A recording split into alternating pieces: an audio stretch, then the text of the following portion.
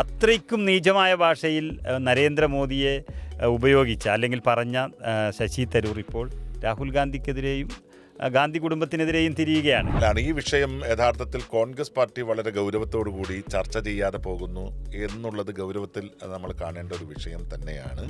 അദ്ദേഹത്തിൻ്റെ മനസ്സിനെ നിരന്തരമായി മതിച്ചുകൊണ്ടിരിക്കുന്ന ചില വിഷയങ്ങൾ അദ്ദേഹത്തെ ബാധിക്കുകയോ സ്വാധീനിക്കുകയോ ചെയ്തുകൊണ്ടിരിക്കുക. ഇന്ത്യയിലെ മുസൽമാനെ ഇല്ലായ്മ ചെയ്യാൻ ആഗ്രഹിച്ച ഒരു സർക്കാർ, ആ സർക്കാരിനെ ഇന്ത്യൻ പാർലമെന്റിന്റെ പടിവാതിക്കൽ പിടിച്ചുകെട്ടാൻ ഒരു മനുഷ്യന് സാധിച്ചിട്ടുണ്ടെങ്കിൽ ആ മനുഷ്യനാണ് ഈ കാലഘട്ടത്തിലെ ഹീറോ എന്ന് പറയുന്നത്. ആ മനുഷ്യന്റെ പേരാണ് രാഹുൽ ഗാന്ധി. ഇന്ത്യയുടെ ചരിത്രത്തിൽ മഹാത്മാഗാന്ധി പോലും ഇത്രയും വലിയ പദയാത്ര നടത്തിയിട്ടില്ല. ശശി തരൂർ ഒരു പൊടിക്ക് അടങ്ങുന്നില്ല. നിരന്തരം ഒരു വലിയ പാർട്ടി സ്ഥാനത്തിരിക്കുമ്പോഴും അദ്ദേഹം പാർട്ടിക്ക് പല ഘട്ടങ്ങളിലും വലിയ പ്രശ്നങ്ങൾ ഉണ്ടാക്കുന്ന തരത്തിൽ പ്രസ്താവനകൾ ഇറക്കിക്കൊണ്ടേയിരിക്കുന്നു. സത്യത്തിൽ അദ്ദേഹം ഇപ്പോൾ തിരഞ്ഞെടുത്തിരിക്കുന്ന ഒരു വിഷയം എന്ന് പറയുന്നത് കോൺഗ്രസിലെ കുടുംബാധിപത്യത്തെക്കുറിച്ചാണ്. യഥാർത്ഥത്തിൽ 140 വർഷങ്ങളോളം പഴക്കമുള്ള ഒരു പാർട്ടിയിൽ ഇതിനു മുൻപ് കുടുംബാധിപത്യത്തെക്കുറിച്ച് ചർച്ച ചെയ്തതാണോ, അല്ല ശശി തരൂർ കരുതിക്കൂട്ടി ഉണ്ടാക്കിയ ഒരു വിഷയമാണോ ഇത്? കോൺഗ്രസിനെ സംബന്ധിച്ച് എതിരാളികൾക്ക് എപ്പോഴും കിട്ടിയിട്ടുള്ള ഏറ്റവും പ്രധാനപ്പെട്ട ഒരു ആയുധം എന്ന് പറയുന്നത് കുടുംബാധിപത്യം എന്നുള്ള വിഷയമാണ്. പക്ഷേ യഥാർത്ഥത്തിൽ കോൺഗ്രസിൻ്റെ ചരിത്ര വഴികൾ അന്വേഷിക്കുന്ന ഒരാളെ സംബന്ധിച്ച്, അത് പഠിക്കാൻ ശ്രമിക്കുന്ന ഒരു വിദ്യാർത്ഥിയെ സംബന്ധിച്ച് കുടുംബാധിപത്യത്തിൻ്റെയോ അല്ലെങ്കിൽ കുടുംബത്തിൻ്റെ നാൾ വഴികളുടെയോ ഒരു ചിഹ്നവും ഒരടയാളവും ഒരു കാലഘട്ടത്തിൽ പോലും നമുക്ക് കാണാൻ വേണ്ടി കഴിയില്ല എന്നുള്ളതാണ് സത്യം. 1885 ഡിസംബർ 28 കോൺഗ്രസ് എന്ന് പറയുന്ന രാഷ്ട്രീയ പ്രസ്ഥാനം പിറവികൊള്ളുന്നത്. അതിനുശേഷം മിതവാദികളും തീവ്രവാദികളും അങ്ങനെയൊക്കെ ബാലഗംഗാധര തിലകൻ്റെ നേതൃത്വത്തിൽ, ഗോപാലകൃഷ്ണ ഗോഖലെയുടെ നേതൃത്വത്തിലൊക്കെ പാർട്ടി അതിൻ്റേതായ പങ്കാളിത്തം സ്വാതന്ത്ര്യപൂർവ്വ ഭാരതത്തിൽ നിർവഹിച്ചിട്ടുണ്ട്. സ്വാതന്ത്ര്യാനന്തര ഭാരതത്തിലേക്ക് എത്തുമ്പോഴേക്കും പാർട്ടിക്ക് മറ്റൊരു മുഖം വരികയാണ്. സത്യത്തിൽ മഹാത്മാഗാന്ധി പോലും ഇന്ത്യൻ നാഷണൽ കോൺഗ്രസിൻ്റെ പ്രസിഡന്റ് സ്ഥാനം അലങ്കരിച്ചിട്ടുള്ളത് ഒരു വർഷത്തിന് താഴെ മാത്രമാണ്. 1924 25 ഈ 2 വർഷങ്ങളിലായിട്ടാണ് മഹാത്മാഗാന്ധി ഇന്ത്യൻ നാഷണൽ കോൺഗ്രസിൻ്റെ പ്രസിഡന്റ് പദവിയിലേക്ക് വന്നിട്ടുള്ളത്. അന്നു മുതൽ ഗാന്ധി എന്ന് പറയുന്ന ഒരു സർനെയിം അത് ഇന്ത്യയുടെ ഹൃദയവികാരമായി മാറുകയായിരുന്നു. ആ പേര് അല്ലെങ്കിൽ ആ നാമധാരികൾ യഥാർത്ഥത്തിൽ ഇന്ത്യൻ നാഷണൽ കോൺഗ്രസ് എന്ന് പറയുന്ന പാർട്ടിക്കപ്പുറം ഇന്ത്യയുടെ ഒരു രാഷ്ട്രീയ സാമൂഹ്യ ബോധത്തിൻ്റെ ഏറ്റവും വലിയ സൂക്ഷ്മമായിട്ടുള്ള ഒരു അടയാളമായി മാറുകയാണ് ചെയ്തത്. അതുകൊണ്ട് തന്നെയാണ് പിൽക്കാലത്തും അത്തരം പേരുകൾ ഇന്ത്യയിലെ ഏറ്റവും പ്രധാനപ്പെട്ട ചർച്ചാ വിഷയമായി മാറിയത്. ഇവിടെ ഇപ്പോൾ ശശി തരൂർ ഉന്നയിച്ച ഒരു വിഷയം അദ്ദേഹം അത് പറയാനുള്ള കോണ്ടസ്റ്റ് എന്തായിരുന്നോ, അത് പറയേണ്ട സമയം എന്തായിരുന്നോ എന്നുള്ളതിനെക്കുറിച്ചൊക്കെ സത്യത്തിൽ പാർട്ടി വളരെ ഗൗരവത്തിൽ ചിന്തിക്കേണ്ട സമയമാണ്. പക്ഷെ നമുക്കറിയാം, കേരളം പോലുള്ള ഒരു കൊച്ചു സംസ്ഥാനം 2 പ്രധാനപ്പെട്ട തെരഞ്ഞെടുപ്പുകൾക്ക് മുന്നിൽ നിൽക്കുകയാണ്. സ്വാഭാവികമായും ഒരു ഇൻറ്റേർണൽ കോൺഫ്ലിക്റ്റ് ഇന്ത്യൻ നാഷണൽ കോൺഗ്രസിനകത്ത് ഉണ്ട് എന്ന് വരുത്തി തീർക്കുന്നത് പാർട്ടിയെ സംബന്ധിച്ച് അപകടകരമായിരിക്കും എന്നുള്ളത് കൊണ്ട് തന്നെ ആയിരിക്കണം നേതൃത്വം ഈ വിഷയത്തിൽ അത്രമേൽ ഗൗരവത്തോടു കൂടി പ്രതികരിക്കാൻ മുന്നോട്ട് വരാതിരുന്നത്. ഇങ്ങനെ ഒരു കുടുംബാധിപത്യം കോൺഗ്രസിനുണ്ടോ എന്നുള്ളതാണ് നമ്മൾ ആദ്യം പരിശോധിക്കേണ്ടത്. പണ്ഡിറ്റ് ജവഹർലാൽ നെഹ്റുവിൽ നിന്നാണല്ലോ ഇത് ആരംഭിക്കുന്നത്. അതായത് 1947 ഓഗസ്റ്റ് 14 അർദ്ധരാത്രി ഇന്ത്യ 2 രാജ്യങ്ങളായി വിഭജിക്കപ്പെടുകയാണ്. ആ രാത്രി ഇന്ത്യ സ്വാതന്ത്ര്യത്തിലേക്ക് പോകുമ്പോൾ നമ്മൾ ഏറ്റവും പ്രധാനമായി ഓർമ്മിക്കുന്നത് ആ രാത്രിയിൽ ചെങ്കോട്ടയിൽ ഇന്ത്യൻ ദേശീയ പതാക ഉയരുകയാണ്. ബ്രിട്ടീഷുകാരൻ്റെ യൂണിയൻ ജാക്ക് താഴേക്ക് വരുന്നു. ഇന്ത്യക്കാരൻ്റെ അഭിമാനമായ ദേശീയ പതാക മുകളിലേക്ക് ഉയരുന്നു. എല്ലാവരും അന്വേഷിച്ചു. 3 പ്രധാനപ്പെട്ട കസേരകൾ വേദിയിൽ വെച്ചിട്ടുണ്ട്. ഒരു കസേരയിൽ ബ്രിട്ടീഷുകാരൻ്റെ അവസാനത്തെ ഗവർണർ ജനറൽ മൗണ്ട് ബാറ്റൻ പ്രഭു ഇരിക്കുന്നു. മറ്റൊരു കസേരയിൽ ഇന്ത്യയുടെ പ്രഥമ പ്രധാനമന്ത്രി പണ്ഡിറ്റ് ജവഹർലാൽ നെഹ്റു ഇരിക്കുന്നു. ഒരു കസേരയിൽ ആളില്ല, മഹാത്മാഗാന്ധി. എവിടെയാണ് ഗാന്ധി? എല്ലാവരും അന്വേഷിച്ചു. ഒടുവിലാണ് മനസ്സിലായത്, മതത്തിൻ്റെ പേരിൽ പരസ്പരം കലഹിക്കുന്ന പശ്ചിമ ബംഗാളിലെ നവഖാരിയിലേക്ക് തൻ്റെ പൗത്രിമാരായ ആവാ ഗാന്ധിയുടെയും മനു ഗാന്ധിയുടെയും ചുമലിൽ കൈവച്ച് നഗ്നപാതനായി മഹാത്മാഗാന്ധി നടന്നു പോകുന്ന ഒരു ചരിത്രം ആ രാത്രിയിൽ വിധിയോട് നമ്മൾ സംസാരിച്ച ഒരു രാത്രി അല്ലേ. അതിനുശേഷം നമ്മൾ കാണുന്നത് എന്താണ്? പണ്ഡിറ്റ് ജവഹർലാൽ നെഹ്റു ഇന്ത്യയുടെ പ്രഥമ പ്രധാനമന്ത്രിയായി മാറുന്നു. ആരാണ് പണ്ഡിറ്റ് ജവഹർലാൽ നെഹ്റു? മോത്തിലാൽ നെഹ്റുവിൻ്റെ മകൻ. ബ്രിട്ടീഷുകാരനോട് ഈ രാജ്യത്തെ വിലക്കു നൽകാൻ തയ്യാറാണെങ്കിൽ അത് വാങ്ങിക്കാനുള്ള ശക്തി തൻ്റെ കയ്യിലുണ്ട് എന്ന് പറയാൻ മാത്രം സാമ്പത്തിക ശേഷിയുണ്ടായിരുന്ന ഒരു മനുഷ്യൻ. 5000 ഏക്കർ സ്ഥലവും ആനന്ദഭവൻ എന്ന് പറയുന്ന കൊട്ടാര സദൃശ്യമായ വീടും സ്വന്തമായിട്ടുള്ളൊരു മനുഷ്യൻ, അദ്ദേഹത്തിൻ്റെ മകൻ. അപ്പോൾ നമ്മൾ ചരിത്രത്തിൽ തന്നെ വായിച്ചിട്ടുണ്ട്, വായിൽ വെള്ളിക്കരണ്ടിയുമായി ജനിച്ച പണ്ഡിറ്റ് ജവഹർലാൽ നെഹ്റു. ആ നെഹ്റുവിനെ നമ്മൾ പിന്നീട് കാണുന്നത് എങ്ങനെയാണ്? ഇന്ത്യൻ ദേശീയ പ്രസ്ഥാനത്തിൻ്റെ ഭാഗമായി നീണ്ട 13 വർഷക്കാലം വ്യത്യസ്ത കാലയളവിൽ മഹാത്മാഗാന്ധിയെപ്പോലെ തന്നെ ബ്രിട്ടീഷുകാരൻ്റെ ജയിലറയിൽ ജീവിച്ച ആളാണ് പണ്ഡിറ്റ് ജവഹർലാൽ നെഹ്റു. ആ പണ്ഡിറ്റ് ജവഹർലാൽ നെഹ്റുവിൻ്റെ ഏക മകളാണ് ഇന്ദിരാഗാന്ധി. സ്വാഭാവികമായും അച്ഛൻ ഇന്ത്യ രാജ്യത്തിൻ്റെ പ്രധാനമന്ത്രി കസേരയിൽ ഇരിക്കുമ്പോൾ മകളെ ഏറ്റവും പ്രധാനപ്പെട്ട ഉത്തരവാദിത്വത്തിലേക്ക് കൊണ്ടുവരിക എന്ന സ്ഥലത്ത് നിന്നാണ് കുടുംബാധിപത്യത്തിൻ്റെ അല്ലെങ്കിൽ കുടുംബ പാരമ്പര്യം രാഷ്ട്രീയ മേൽവിലാസമാക്കി മാറ്റാൻ ആഗ്രഹിക്കുന്നതിൻ്റെ ആദ്യ അടയാളം നമ്മൾ കാണേണ്ടത്. പക്ഷെ നമ്മൾ കണ്ടിട്ടുള്ളത് എന്താണ്? ജയിലിൽ കിടക്കുന്ന പണ്ഡിറ്റ് ജവഹർലാൽ നെഹ്റു മകളെ ഒന്ന് ശുശ്രൂഷിക്കാൻ പോലും കഴിയാത്ത സാഹചര്യം. തുടർച്ചയായി മകൾക്ക് കത്തുകളിലൂടെ ഈ രാജ്യത്തെക്കുറിച്ച്, പാരിസ്ഥിതിക വിഷയങ്ങളെക്കുറിച്ച്, നിരവധിയായിട്ടുള്ള സയൻറ്റിഫിക് വിഷയങ്ങളെക്കുറിച്ച് കത്തുകൾ എഴുതുന്നു. അതാണ് ഒരച്ഛൻ മകൾക്ക് അയച്ച കത്തുകൾ എന്ന് പറയുന്നത്. അങ്ങനെയുള്ള ഇന്ദിരാഗാന്ധിയെ പണ്ഡിറ്റ് ജവഹർലാൽ നെഹ്റു ഇന്ത്യ രാജ്യത്തിൻ്റെ പ്രധാനമന്ത്രിയായിരുന്ന ഒരു കാലഘട്ടത്തിലും ഭരണത്തിൻ്റെ 4 അയലത്ത് പോലും അടുപ്പിച്ചില്ല എന്നുള്ളതാണ് നമ്മൾ കാണേണ്ടത്. പണ്ഡിറ്റ് ജവഹർലാൽ നെഹ്റു മരിക്കുന്നു. മരണാനന്തരം ആരാ കടന്നു വരുന്നത്? ലാൽ ബഹദൂർ ശാസ്ത്രി എന്ന് പറയുന്ന ഇന്ത്യൻ നാഷണൽ കോൺഗ്രസ് എന്ന് പറയുന്ന പ്രസ്ഥാനത്തിൻ്റെ ഏറ്റവും വലിയ ബൗദ്ധിക കേന്ദ്രം എന്ന് പിൽക്കാലത്ത് നമ്മൾ തിരിച്ചറിഞ്ഞിട്ടുള്ള ഒരു കുറിയ മനുഷ്യൻ ഇന്ത്യ രാജ്യത്തിൻ്റെ പ്രധാനമന്ത്രി പദത്തിലേക്ക് കടന്നു വരികയാണ്. അന്ന് ലാൽ ബഹദൂർ ശാസ്ത്രിയാണ് ഇന്ദിരാഗാന്ധിയെ ആദ്യമായി തൻ്റെ ക്യാബിനറ്റിലേക്ക് കൊണ്ടുവരുന്നത്. അങ്ങനെയാണ് ഇന്ദിരാഗാന്ധി ഇന്ത്യയിലെ വാർത്താവിനിമയ പ്രക്ഷേപണ വകുപ്പ് മന്ത്രിയായിട്ട് മാറുന്നത്. ഇവിടെ പണ്ഡിറ്റ് ജവഹർലാൽ നെഹ്റുവും ഇന്ദിരാഗാന്ധിയും തമ്മിൽ കുടുംബം ആധിപത്യം നിലനിർത്തണം എന്നുള്ളതിൻ്റെ പേരിൽ ഏത് അധികാരമാണ് കൈമാറിയിട്ടുള്ളത്? ഒരു അധികാരവും കൈമാറിയിട്ടില്ല എന്ന് നമുക്ക് തിരിച്ചറിയാൻ സാധിക്കുന്നു. ഇന്ദിരാഗാന്ധി അങ്ങനെ കടന്നു വരുന്നു. കോൺഗ്രസിനകത്ത് വിഭജനമുണ്ടാകുന്നു. 2 പാർട്ടികളായിട്ട് കോൺഗ്രസ് പാർട്ടി മാറുന്നു. അങ്ങനെ ഇന്ദിര കോൺഗ്രസ്, കോൺഗ്രസ്, ഇന്ത്യൻ നാഷണൽ കോൺഗ്രസ് എന്ന പേരിൽ, കോൺഗ്രസ് എന്ന പേരിൽ പുതിയൊരു രാഷ്ട്രീയ പാർട്ടി തന്നെ ഇന്ദിരാഗാന്ധിയുടെ മേൽവിലാസത്തിൽ രൂപപ്പെടുകയാണ്.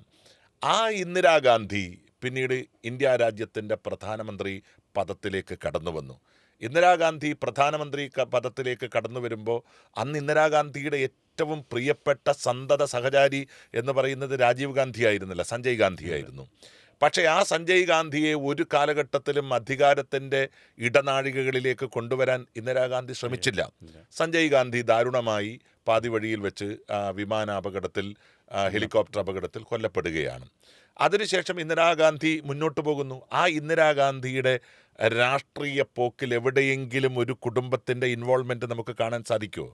സഞ്ജയ് ഗാന്ധിയുടെ ഭാര്യയുണ്ടായിരുന്നു, അതുപോലെ തന്നെ രാജീവിൻ്റെ ഭാര്യയുണ്ട്, രാജീവ് ഗാന്ധിയുണ്ട്.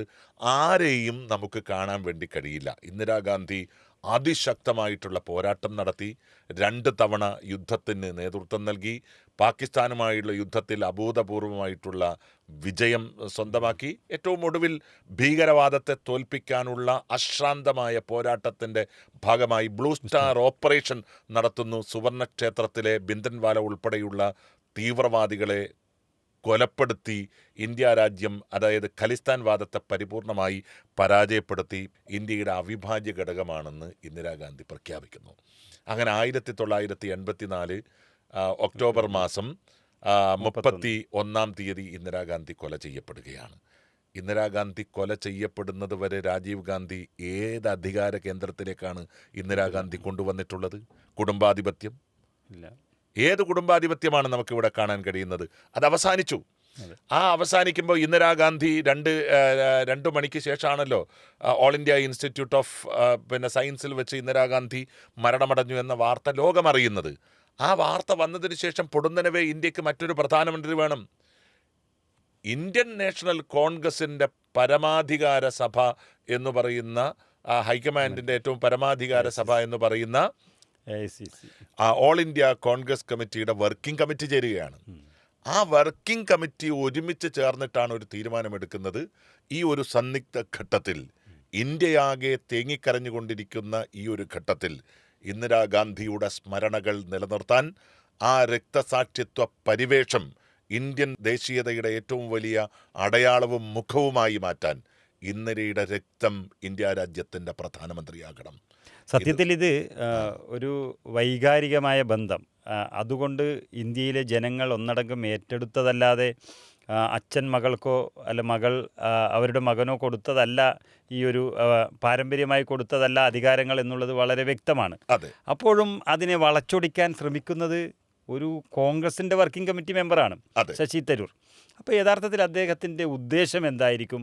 ഇപ്പോൾ നമ്മൾ രാജീവ് ഗാന്ധി വരെ പറഞ്ഞു നിർത്തി. ഇനിയും അതിനുശേഷം നമ്മുടെ ശേഷമുള്ളതും കൂടി പറഞ്ഞിട്ട് നമുക്ക് പവി ചോദിച്ചിരിക്കുന്ന ചോദ്യത്തിലേക്ക് വരാം. അങ്ങനെ രാജീവ് ഗാന്ധി ഇന്ത്യ രാജ്യത്തിൻ്റെ പ്രധാനമന്ത്രി പദത്തിലേക്ക് വരുന്നു, എലക്ഷന് നേരിടുന്നു. വലിയ ഭൂരിപക്ഷത്തിൽ ഇന്ത്യൻ നാഷണൽ കോൺഗ്രസ് വീണ്ടും അധികാരത്തിലേക്ക് വരികയാണ്. അപ്പോൾ പുതിയ നൂറ്റാണ്ടിൻ്റെ ഏറ്റവും വലിയ ഇലക്ട്രോണിക് വിപ്ലവകാരി എന്നുള്ള രീതിയിലാണ് രാജീവ് ഗാന്ധിയെ ലോകം അംഗീകരിച്ചത്. ഐക്യരാഷ്ട്രസഭയിലൊക്കെ രാജീവ് ഗാന്ധിക്ക് വലിയ അംഗീകാരമാണ് ആ കാലഘട്ടത്തിൽ, 3/2 ഭൂരിപക്ഷം അംഗീകാരമാണ് ആ കാലഘട്ടത്തിൽ ലഭിച്ചത്. ആ രാജീവ് ഗാന്ധി അധികാരത്തിലിരിക്കുന്ന ഏതു കാലഘട്ടത്തിലാണ് സോണിയാഗാന്ധി അധികാരത്തിലേക്ക് വന്നിട്ടുള്ളത്? അല്ലെങ്കിൽ രാഹുലിൻ്റെ രാജീവ് ഗാന്ധിയുടെ പ്രായപൂർത്തിയായ മക്കൾ അധികാരത്തിലേക്ക് വന്നിട്ടുള്ളത്? അന്ന് 18 വയസ്സായ ആളുകൾക്ക് വോട്ടവകാശം നൽകിയതിനെ പോലും കുടുംബാധിപത്യവുമായി ബന്ധപ്പെട്ട് പരിഹസിക്കാൻ ഇന്ത്യയിലെ ചില രാഷ്ട്രീയ പാർട്ടികൾ മുന്നോട്ട് വന്നു. ഇന്ന് 18 വയസ്സിൽ വോട്ട് രേഖപ്പെടുത്തിക്കൊണ്ടിരിക്കുന്ന നമ്മുടെ പുതിയ തലമുറ ഇത് വളരെ ഗൗരവത്തോടു കൂടി കാണേണ്ട ഒരു വിഷയമാണ്. അതുപോലെ തന്നെ ത്രിതല പഞ്ചായത്ത് തെരഞ്ഞെടുപ്പിൽ അധികാര വികേന്ദ്രീകരണം ഉൾപ്പെടെയുള്ള വിപ്ലവകരമായ കാര്യങ്ങൾ രാജീവ് ഗാന്ധി കൊണ്ടുവന്ന് മുന്നോട്ട് പോകുമ്പോഴാണ് ശ്രീലങ്കയിലെ വിഷയമുണ്ടാകുന്നത്. അവിടത്തേക്ക് ഇന്ത്യൻ സമാധാന സേനയെ അയക്കുന്നത്, LTTക്ക് ഇന്ത്യൻ സേനയോട് ചില വിമുഖത ഉണ്ടാകുന്നത്. അതിനെ തുടർന്ന് രാജീവ് ഗാന്ധിയെ ശ്രീപെരുമ്പത്തൂരിൽ വെച്ച് ബോംബ് സ്ഫോടനത്തിൽ കൊല ചെയ്യപ്പെടുകയാണ്. ആ രാജീവ് ഗാന്ധിയുടെ കാലഘട്ടത്തിൽ ഏത് കുടുംബവാഴ്ചയുടെ അധികാര കൈമാറ്റമാണ് അല്ലെങ്കിൽ ചെങ്കോലാണ് കൈമാറിയിട്ടുള്ളത്? രാജീവ് ഗാന്ധി മരണമടയുന്നു. രാജീവ് ഗാന്ധി മരണമടയുമ്പോൾ അന്ന് കോൺഗ്രസിലെ ഏറ്റവും വലിയ സീനിയർ നേതാവ്, 13 ഭാഷകൾ സംസാരിക്കുന്ന ഭാഷാ പണ്ഡിതൻ, ഏറ്റവും വലിയ ഇൻ്റലക്ച്വൽ കേന്ദ്രം എന്നൊക്കെ അന്ന് കോൺഗ്രസ്, പിന്നീട് കോൺഗ്രസിന് തന്നെ അതിനെ തള്ളിപ്പറയേണ്ടി വന്നു. അങ്ങനെയുള്ള നരസിംഹറാവു ഇന്ത്യ രാജ്യത്തിൻ്റെ പ്രധാനമന്ത്രിയായി കടന്നു വരുന്നു. നരസിംഹറാവുവിന് ശേഷം വീണ്ടും കോൺഗ്രസ് 10 വർഷം ഇന്ത്യ രാജ്യം UPA ഭരിക്കുകയാണ്. ആ സമയത്താണ് മറ്റൊരു പ്രധാനപ്പെട്ട ടേണിംഗ് പോയിന്റ് നമ്മൾ കാണുന്നത്. ഇനിയെങ്കിലും സോണിയാഗാന്ധിയെ, ഇത്രയും കാലം കോൺഗ്രസിന് വേണ്ടി കഠിനാധ്വാനം ചെയ്തുകൊണ്ടിരിക്കുന്ന രാജീവിൻ്റെ മരണാനന്തരം കോൺഗ്രസിനെ തൻ്റെ കുടുംബമായി കണ്ട് മുന്നോട്ട് പോകുന്ന സോണിയാഗാന്ധിയെ ഈ ഭരണമേൽപ്പിക്കണം എന്നുള്ള തീരുമാനമുണ്ടാകുന്നത്. അങ്ങനെ സോണിയാഗാന്ധിയെ പ്രധാനമന്ത്രിയാക്കാൻ പാർട്ടി തീരുമാനിക്കുന്നു. വെള്ളിത്തളികയിൽ അത് കൊണ്ടുപോയി സോണിയാഗാന്ധിക്ക് നൽകുമ്പോഴാണ് സോണിയാഗാന്ധി പറയുന്നത്, ഞാനല്ല പ്രധാനമന്ത്രിയാകേണ്ടത്.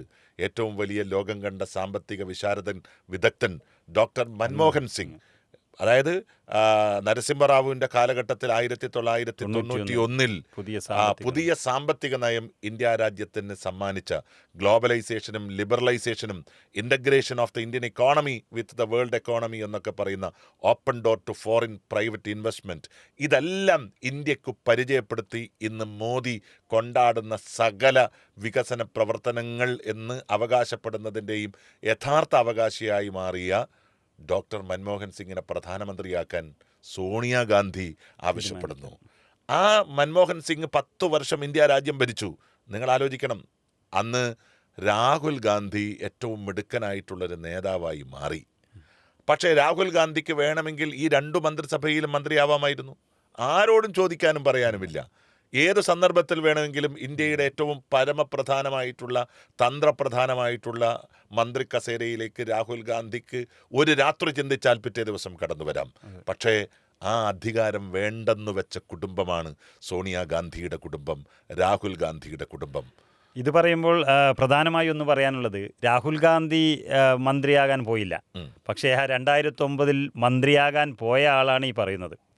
2009 എവിടെയോ അല്ലെങ്കിൽ ഐക്യരാഷ്ട്രസഭയിൽ ജോലിയും നോക്കി കേരളത്തിലേക്ക് വന്ന് കേരളത്തിൽ നിന്ന് അങ്ങനെ ആരും ഒരു പാർട്ടിയിലേക്ക് അടുപ്പിക്കേണ്ട സാഹചര്യം ഇല്ലാതിരിക്കുമ്പോഴും തിരുവനന്തപുരം പോലെയുള്ള പ്രധാനപ്പെട്ട ഒരു സീറ്റ് നൽകി അവിടെ നിന്ന് ജയിപ്പിച്ചെടുത്ത് എം പിയെ പിന്നീട് കേന്ദ്ര മന്ത്രിയാക്കി.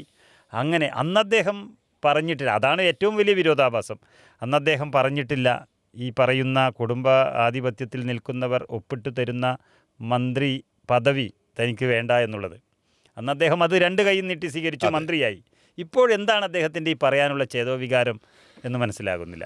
സത്യത്തിൽ ഈ ഒരു വിഷയത്തിൽ നമ്മളല്ല പ്രതികരിക്കേണ്ടത്. കോൺഗ്രസിൻ്റെ സമുന്നത നേതൃത്വം ഈ വിഷയത്തിൽ പ്രതികരിക്കേണ്ടിയിരിക്കുന്നു. കാരണം തുടർച്ചയായി കോൺഗ്രസിനെ പ്രതിക്കൂട്ടിൽ നടത്തുന്ന പ്രസ്താവനകൾ അത് ആരുടെ ഭാഗത്ത് നിന്ന് കടന്നു വന്നാലും കോൺഗ്രസ് വളരെ ശക്തമായിട്ടുള്ള ഒരു പോരാട്ടത്തിൻ്റെ പാതയിൽ നിൽക്കുന്ന കാലമാണ്.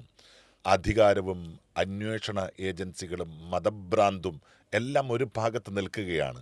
അതായത് ഹിറ്റ്ലറുടെയും മുസോളിനിയുടെയും ഒക്കെ കാലഘട്ടത്തെ ഓർമ്മിപ്പിക്കത്തക്ക രീതിയിൽ പ്രതിപക്ഷ രാഷ്ട്രീയ പ്രസ്ഥാനങ്ങളാകെ ഭയപ്പെട്ട് നിൽക്കേണ്ട ഒരു കാലഘട്ടത്തിലാണ് കോൺഗ്രസിനെ നിർവീര്യമാക്കുന്ന ഒരു ചെറിയ പ്രസ്താവന പോലും ഈ രാജ്യത്തിന് അംഗീകരിക്കാൻ കഴിയാത്ത ഒരു കാലഘട്ടത്തിൽ ചില ആളുകളിൽ നിന്ന് ഇത്തരം പ്രസ്താവനകൾ കടന്നു വന്നുകൊണ്ടേയിരിക്കുന്നത് ഇതൊരിക്കലും ഭൂഷണമല്ല.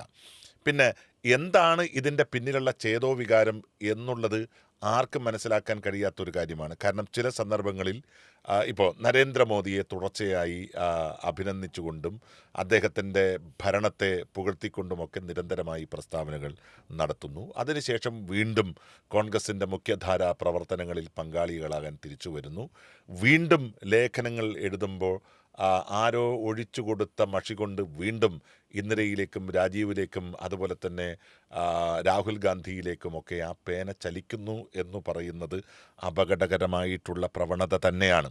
പക്ഷേ ഇപ്പോൾ കോൺഗ്രസിനെ സംബന്ധിച്ച് ഒരു ചെറിയ നൂൽബന്ധം പോലും നഷ്ടപ്പെടുന്നത് തെറ്റായ ഒരു സമയമാണ് എന്നുള്ളതാണ് കോൺഗ്രസിനെ ഇത്രമേൽ ക്ഷമാശീലരാക്കി മാറ്റുന്നത് എന്നാണ് ഞാൻ തിരിച്ചറിയുന്നത്. ഏതായാലും രാഹുൽ ഗാന്ധിയുടെ ആ ഒരു കാര്യം നമ്മൾ സൂചിപ്പിച്ചു. ആ രാഹുൽ ഗാന്ധി ഇന്ത്യൻ നാഷണൽ കോൺഗ്രസിൻ്റെ പ്രസിഡന്റ് സ്ഥാനത്തേക്ക് വന്നു. നമ്മൾ ഓർമ്മിക്കുന്നുണ്ടാകും, അന്ന് തെരഞ്ഞെടുപ്പിൻ്റെ ചുമതല വഹിച്ച ശ്രീ മുല്ലപ്പള്ളി രാമചന്ദ്രൻ ഡൽഹിയിൽ വെച്ച് രാഹുൽ ഗാന്ധിക്ക് ആ ഫയൽ കൈമാറുകയാണ്. ഇന്ത്യൻ നാഷണൽ കോൺഗ്രസിൻ്റെ പ്രസിഡന്റ് പദവി ഏറ്റുവാങ്ങാനുള്ള ഫയൽ.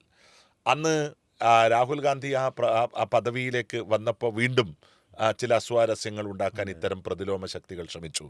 പക്ഷെ കോൺഗ്രസിന് തുടർച്ചയായ ചില പരാജയങ്ങൾ ഉണ്ടായപ്പോൾ ആ പരാജയത്തിൻ്റെ ധാർമ്മിക ഉത്തരവാദിത്വം ഏറ്റുവാങ്ങി സ്വയം രാജിവെക്കുന്ന ഒരു രാഹുൽ ഗാന്ധിയെയാണ് നമ്മൾ പിന്നീട് കണ്ടത്.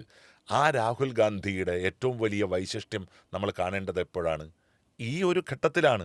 നമുക്കറിയാം 100 ദിവസം നീണ്ടുനിന്നൊരു പദയാത്ര കന്യാകുമാരി മുതൽ കശ്മീർ വരെ ഇന്ത്യയിലെ സാധാരണക്കാരനെ ഹൃദയത്തോട് ചേർത്ത് ദളിതനെ, പിന്നോക്കക്കാരനെ, പട്ടിണിക്കാരനെ, മാധ്യമപ്രവർത്തനം വഴി നിരവധിയായ പീഡനങ്ങൾ അനുഭവിച്ച ആളുകളുടെ കുടുംബാംഗങ്ങളെ എല്ലാം ചേർത്ത് നിർത്തി 100 ദിവസം നീണ്ടുനിന്ന പദയാത്ര, 430 കിലോമീറ്റർ നീണ്ടുനിന്ന ഒരു പദയാത്ര. ഇന്ത്യയുടെ ചരിത്രത്തിൽ മഹാത്മാഗാന്ധി പോലും ഇത്രയും വലിയ പദയാത്ര നടത്തിയിട്ടില്ല. ഇന്ത്യയുടെ മണ്ണ് തൊട്ട് നടത്തിയ ഈ പദയാത്ര സത്യത്തിൽ ഇന്ത്യയിലെ NDA സർക്കാരിനെ തന്നെ അസ്ഥിരമാക്കി. അടുത്ത വട്ടം 3-ാം വട്ടം 4-3 ഭൂരിപക്ഷത്തോടുകൂടി അധികാരത്തിലേക്ക് വരാം എന്നാഗ്രഹിച്ച മോദി, അതുപോലെ തന്നെ RSSൻ്റെ രൂപീകരണത്തിൻ്റെ 100-ാം വാർഷിക വേളയിൽ ഇന്ത്യ രാജ്യത്തെ ഒരു ഹിന്ദു രാഷ്ട്രമായി പ്രഖ്യാപിക്കാൻ ആഗ്രഹിച്ച നരേന്ദ്രമോദി, പൗരത്വ ഭേദഗതി നിയമത്തിലൂടെ ഇന്ത്യയിലെ മുസൽമാനെ ഇല്ലായ്മ ചെയ്യാൻ ആഗ്രഹിച്ച ഒരു സർക്കാർ, ആ സർക്കാരിനെ ഇന്ത്യൻ പാർലമെൻറ്റിൻ്റെ പടിവാതിക്കൽ പിടിച്ചുകെട്ടാൻ ഒരു മനുഷ്യന് സാധിച്ചിട്ടുണ്ടെങ്കിൽ ആ മനുഷ്യനാണ് ഈ കാലഘട്ടത്തിലെ ഹീറോ എന്ന് പറയുന്നത്. ആ മനുഷ്യൻ്റെ പേരാണ് രാഹുൽ ഗാന്ധി എന്ന് പറയുന്നത്. അദ്ദേഹത്തിന് ഏതെങ്കിലും ഒരു കുടുംബാധിപത്യത്തിൻ്റെ ബന്ധനമൊരുക്കാൻ ഏത് പൗരപ്രമുഖൻ ശ്രമിച്ചാലും അതെല്ലാം ഈ കാലവും ഈ രാജ്യവും ഈ സമൂഹവും പുറംകാലുകൊണ്ട് തട്ടിയെറിയും എന്നുള്ളത് നിസ്തർക്കമായിട്ടുള്ള കാര്യമാണ്. ഇത് നരേന്ദ്രമോദിക്ക് വേണ്ടിയാണ് ശശി തരൂർ പറയുന്നതെങ്കിൽ ആദ്യം അദ്ദേഹം മോദിയെക്കുറിച്ച് പറഞ്ഞത് ശിവലിംഗത്തിലിരിക്കുന്ന തേൾ എന്നാണ് നരേന്ദ്രമോദിയെ. അതായത് ശിവലിംഗം എന്ന് പറയുന്നത് വലിയ ഒരു ആരാധിക്കുന്ന ഒരു സംഭവമാണ്. അതിലൊരു തേളിരുന്നാൽ അതിനെ ഒരു ചെരുപ്പ് കൊണ്ട് അടിച്ചു കൊല്ലാൻ പറ്റില്ല, ശിവലിംഗമാണല്ലോ. അത്രയ്ക്കും നീചമായ ഭാഷയിൽ നരേന്ദ്രമോദിയെ ഉപയോഗിച്ച അല്ലെങ്കിൽ പറഞ്ഞ ശശി തരൂർ ഇപ്പോൾ രാഹുൽ ഗാന്ധിക്കെതിരെയും ഗാന്ധി കുടുംബത്തിനെതിരെയും തിരിയുകയാണ്. അപ്പോൾ ഇതിലൊന്നും വലിയ കാര്യമുണ്ട് എന്ന് തോന്നുന്നില്ല. എങ്കിലും അദ്ദേഹത്തെ നിരന്തരം ഇത് പറയിക്കുന്നത് ആരാണ് എന്നുള്ളതാണ്. അല്ലാണ് ഈ വിഷയം യഥാർത്ഥത്തിൽ കോൺഗ്രസ് പാർട്ടി വളരെ ഗൗരവത്തോടു കൂടി ചർച്ച ചെയ്യാതെ പോകുന്നു എന്നുള്ളത് ഗൗരവത്തിൽ നമ്മൾ കാണേണ്ട ഒരു വിഷയം തന്നെയാണ്. ഒരു വിശ്വപൗരൻ എന്നൊരു ഖ്യാതി അദ്ദേഹത്തിൻ്റെ മേൽവിലാസമായി, അദ്ദേഹത്തിൻ്റെ നെറ്റിപ്പട്ടമായി നൽകിയത് കോൺഗ്രസ് ആണ്. അദ്ദേഹത്തെ കേരള രാഷ്ട്രീയത്തിലേക്ക് കൊണ്ടുവരുന്നു, അതുപോലെ അദ്ദേഹത്തിനെ പാർലമെൻറ്റിലേക്ക് മത്സരിപ്പിക്കുന്നു, കേന്ദ്രമന്ത്രി പദം പോലും അദ്ദേഹത്തിന് നൽകുന്നു. മൻമോഹൻ സിംഗിൻ്റെ ഏറ്റവും പ്രിയപ്പെട്ട ഒരാളായി അദ്ദേഹം മാറുന്നു. അദ്ദേഹത്തിന് വ്യക്തിപരമായി രാഷ്ട്രീയ പൊതുമണ്ഡലത്തിൽ ഉണ്ടായിരുന്ന ഡാമേജുകളെല്ലാം ഒരു കാലഘട്ടത്തിൽ പ്രതിരോധിക്കേണ്ട ഉത്തരവാദിത്തം ഇന്ത്യയിലെ കേരളത്തിലെ കോൺഗ്രസ് പ്രവർത്തകന്മാരെ സംബന്ധിച്ചിട്ട് ഉണ്ടായിട്ടുണ്ട്. അതെല്ലാം കോൺഗ്രസ് പ്രവർത്തകന്മാർ ആത്മാർത്ഥതയോടെ ഭംഗിയോടെ നിർവഹിച്ചിട്ടുള്ളതാണ്. പക്ഷേ എവിടെയോ അദ്ദേഹത്തിൻ്റെ മനസ്സിനെ നിരന്തരമായി മതിച്ചുകൊണ്ടിരിക്കുന്ന ചില വിഷയങ്ങൾ അദ്ദേഹത്തെ ബാധിക്കുകയോ സ്വാധീനിക്കുകയോ ചെയ്തുകൊണ്ടിരിക്കുകയാണ്. ഇപ്പോൾ നമുക്കറിയാം, ഇന്ത്യൻ നാഷണൽ കോൺഗ്രസിൻ്റെ പൊതുതെരഞ്ഞെടുപ്പ് നടന്നു പ്രസിഡന്റ് പദവിയിലേക്ക്. അന്ന് അദ്ദേഹം മത്സരിച്ചു. ആ മത്സരത്തിൽ അദ്ദേഹം ദയനീയമായി പരാജയപ്പെട്ടു. പക്ഷെ മത്സരിക്കാനുള്ള ഒരു ഒരു ഒരു പ്രത്യേക മാനസികാവസ്ഥ അദ്ദേഹത്തിന് എവിടെ നിന്നോ കിട്ടി. അതിനുശേഷമാണ് തുടർച്ചയായി കോൺഗ്രസിനെ വിമർശിക്കുന്ന ഒരു ശൈലി അദ്ദേഹം തുടർന്നുകൊണ്ടേയിരിക്കുന്നത്. ഏതായാലും കോൺഗ്രസ് നേതൃത്വം തന്നെ ഈ വിഷയം അത്ര ഗൗരവത്തോടുകൂടി വിശകലനം ചെയ്യാനോ അല്ലെങ്കിൽ പ്രതികരിക്കാനോ തയ്യാറാവാത്തൊരു ഘട്ടത്തിൽ നമ്മൾ ഇപ്പോഴത്തെ ഒരു കേരളത്തിലെ പ്രത്യേക രാഷ്ട്രീയ സാഹചര്യത്തിൽ അതിനെ വിഴുപ്പിലാക്കേണ്ട ഒരാവശ്യമുണ്ട് എന്ന് എനിക്കും തോന്നുന്നില്ല. ഏതായാലും ഒരു കാര്യം സ്ഥാപിക്കാനാണ് നമ്മൾ ഇന്നത്തെ ഈ സംവാദം ഇവിടെ നടത്തിയിരിക്കുന്നത്. ഈ കോൺഗ്രസിൻ്റെ 1885 മുതൽ 2025 വരെയുള്ള ചരിത്രത്തിൽ പണ്ഡിറ്റ് ജവഹർലാൽ നെഹ്റു മുതൽ രാജീവ് ഗാന്ധി വരെയുള്ള 3 മന്ത്രിമാരുടെ കാലഘട്ടത്തിൽ രാജീവ് ഗാന്ധിയുടെ മരണാനന്തരം ശ്രീ നരസിംഹറാവുവിൻ്റെയും അതുപോലെ തന്നെ ശ്രീ ഡോക്ടർ മൻമോഹൻ സിംഗിൻ്റെയും കാലഘട്ടത്തിന് ശേഷം രാഹുൽ ഗാന്ധി നടത്തുന്ന പ്രവർത്തനങ്ങളിൽ എവിടെയാണ് കുടുംബാധിപത്യം? അതുപോലെ തന്നെ നമ്മളൊരു പേര് വിട്ടുപോകരുത്, ശ്രീമതി പ്രിയങ്ക ഗാന്ധി. പ്രിയങ്കയും രാഹുലും ഒരേ സമയത്ത് രാഷ്ട്രീയ പ്രവർത്തനം നടത്തുന്നതാണ് ചില ആളുകളെ ചൊടിപ്പിച്ചുകൊണ്ടിരിക്കുന്നത്. പക്ഷെ നമ്മൾ അറിയേണ്ട ഒരു കാര്യമുണ്ട്, പ്രിയങ്ക ഗാന്ധി ദീർഘകാലമായി കേരളത്തിലെയും ഇന്ത്യയിലെയും കോൺഗ്രസ് പ്രസ്ഥാനത്തിന് വേണ്ടി അഹോരാത്രം അക്ഷീണം പ്രവർത്തിച്ചു കൊണ്ടിരിക്കുകയാണ്. BJPയുടെ ഏറ്റവും വലിയ തട്ടകമായ ഉത്തർപ്രദേശിൻ്റെ മണ്ണിൽ ഇത്രയധികം സീറ്റുകൾ ലോക്സഭയിൽ നമുക്ക് കിട്ടി. പക്ഷെ ആരും ആ ക്രെഡിറ്റ് പ്രിയങ്ക ഗാന്ധിക്ക് കൊടുത്തില്ല. പക്ഷെ നമ്മൾ ഓർമ്മിക്കേണ്ടത്, അതിന് തൊട്ട് മുമ്പുള്ള വർഷങ്ങളിലെല്ലാം നിയമസഭാ തെരഞ്ഞെടുപ്പുമായി ബന്ധപ്പെട്ട് പ്രിയങ്ക ഗാന്ധി ഉത്തർപ്രദേശിൻ്റെ മണ്ണിൽ നടത്തിയ ഐതിഹാസികമായ ഒരു പോരാട്ടമുണ്ട്. ആ പോരാട്ടത്തിൻ്റെ ബാക്കിപത്രമായിരുന്നു സത്യത്തിൽ ഉത്തർപ്രദേശിൻ്റെ മണ്ണിൽ കോൺഗ്രസ്സിന് മുന്നേറാനും അതുപോലെ തന്നെ അവിടുത്തെ BJP NDA സഖ്യത്തെ പിടിച്ചു കെട്ടാനും ലോക്സഭാ തെരഞ്ഞെടുപ്പിൽ നമുക്ക് സാധിച്ചത്. ആ പ്രിയങ്ക ഗാന്ധി എവിടെയാണ് അധികാരം കൈയാളിയത്? ഇപ്പോൾ ഏറ്റവും ഒടുവിൽ കേരളത്തിലെ കോൺഗ്രസിൻ്റെ സമ്മർദ്ദത്തിൻ്റെ ഭാഗമായി രാഹുൽ ഗാന്ധി വയനാട് മണ്ഡലം മാറുമ്പോഴാണ് പാർലമെൻറ്റിലേക്ക് ഇതാദ്യമായി പ്രിയങ്ക ഗാന്ധി മത്സരിക്കുന്നത്. അപ്പോൾ എവിടെയും നമുക്കൊരു ഒരു ഒരു നിഴലാട്ടം പോലും, കുടുംബാധിപത്യത്തിൻ്റെ ഒരു നിഴലാട്ടം, ഒരു ലാഞ്ചന എവിടെയും കാണാൻ സാധിക്കാത്തൊരു ഘട്ടത്തിലാണ് ശശി തരൂരിനെ പോലുള്ള ആളുകൾ ഇങ്ങനെ ഒരു ലേഖനം, അത് അദ്ദേഹം ഏതർത്ഥത്തിലാണ് എഴുതിയത് എന്നുള്ളത് ഇപ്പോഴും ചർച്ചാ വിഷയമാണ്. പക്ഷേ എഴുതി എന്ന് പറയുന്നത്. പക്ഷെ നമുക്കറിയാം, ഇന്ത്യയിൽ കോൺഗ്രസിനെ അകത്തുനിന്നോ പുറത്തുനിന്നോ എതിർക്കുന്നവർ ആലോചിക്കേണ്ടത്, ഈ കുടുംബാധിപത്യം യഥാർത്ഥത്തിൽ നിലനിന്ന് പോരുന്നത് മറ്റു രാഷ്ട്രീയ പാർട്ടികളിലാണ്. ഇപ്പം നോർത്ത് ഇന്ത്യൻ രാഷ്ട്രീയം പരിശോധിച്ചു കഴിഞ്ഞാൽ എത്ര അച്ഛനും മക്കളും അല്ലെങ്കിൽ അമ്മയും മക്കളുമാണ് ഓരോ സംസ്ഥാനത്തിൻ്റെയും രാഷ്ട്രീയ അന്തരീക്ഷത്തിൽ വളർന്ന് ഇങ്ങനെ പന്തലിച്ച് നിൽക്കുന്നത്. അതുകൊണ്ട് ഈ വിഷയത്തിൽ നമുക്കാർക്കും ഒരു രീതിയിലുള്ള ഖേദവുമില്ല.